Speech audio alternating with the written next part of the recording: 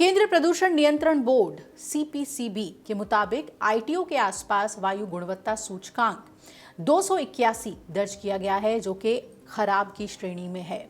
आपको इस रिपोर्ट में हम बताने जा रहे हैं कि देश की राजधानी दिल्ली अक्टूबर के महीने में प्रदूषण के मामले में किस स्थान पर रही और बाकी जो शहर हैं देश के, उनके क्या हालात रहे और क्या कोई ऐसा शहर भी है जहां पर जो माहौल है या यूं कहें जो वातावरण है वो पूरी तरीके से शुद्ध है। इसके बारे में आपको बताएंगे और दिल्ली का मौसम कैसा रहने वाला है ये भी हम जानेंगे। तो आपको बता दें कि देश की राजधानी दिल्ली अक्टूबर के महीने में वायु प्रदूषण के मामले में देश का छठा सबसे प्रदूषित शहर रही और ऊर्जा एवं स्वच्छ वायु अनुसंधान केंद्र द्वारा जारी monthly air quality snapshot report के मुताबिक दिल्ली का जो औसत पीएम है वो 2.5 स्तर यानी कि 160 माइक्रोग्राम प्रति घन मीटर दर्ज किया गया, जो कि सितंबर में 36 माइक्रोग्राम प्रति घन मीटर के औसत से लगभग 3 गुना ज्यादा है। राजधानी की हवा अक्टूबर में फिर खराब रही और centre for research on energy and clean air की एक रिपोर्ट के मुताबिक दिल्ली देश के सबसे प्रदूषित शहरों की सूची में छठे स्थान पर रही। वहीं हरियाणा का धारूहेड़ा इस दौरान सबसे प्रदूषित शहर रहा, जहां हवा में पीएम 2.5 का औसत स्तर 123 माइक्रोग्राम प्रति घन मीटर दर्ज किया गया।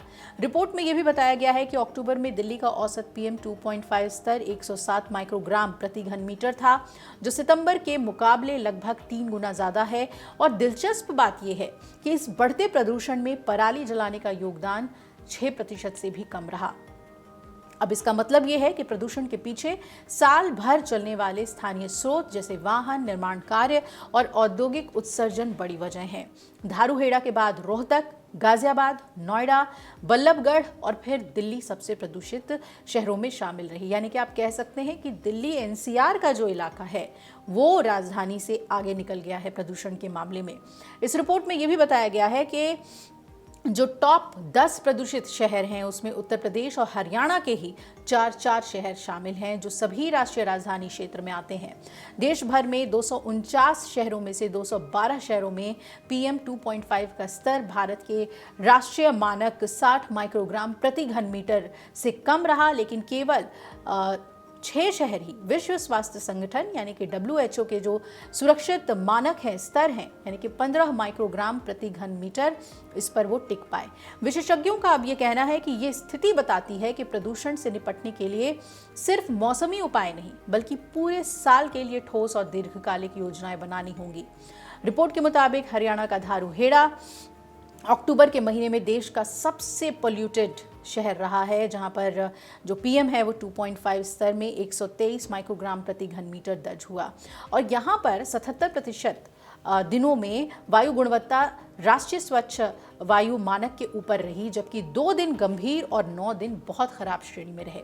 धारूहेड़ा के पास सबसे प्रदूषित शहरों में रोहतक, गाजियाबाद, नोएडा, बल्लभगढ़ और उसके बाद दिल्ली का स्थान रहा। और जो टॉप 10 प्रदूषित शहरों की सूची हमने आपको बताई, इसमें आप समझ ही गए कि यूपी और हरियाणा के तो 4 शहर शामिल हो गए हैं, जो सभी राष्ट्रीय राजधानी क्षेत्र के अंतर्गत ही आते हैं।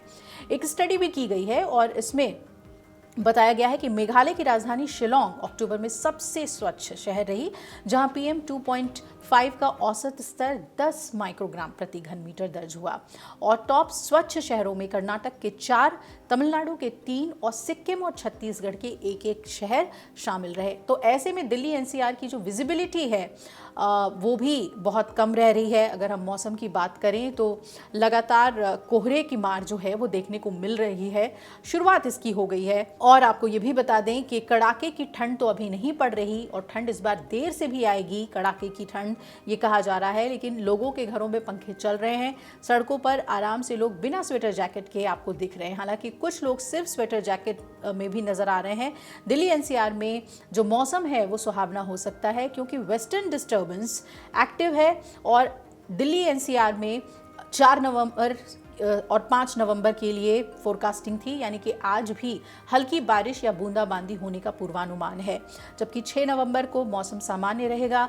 7-8 नवंबर के बाद एक बार फिर से तापमान में मामूली गिरावट के साथ ही मौसम हल्का ठंडा हो सकता है। अभी फिलहाल दिल्ली एनसीआर का अधिकतम और न्यूनतम तापमान 8 नवंबर तक बदला हुआ नजर नहीं आ रहा है। ऐसे में अगर बारिश होती है, तेज़ हवाएं चलती हैं, तो क्या इस प्रदूषण से थोड़ी राहत मिलेगी?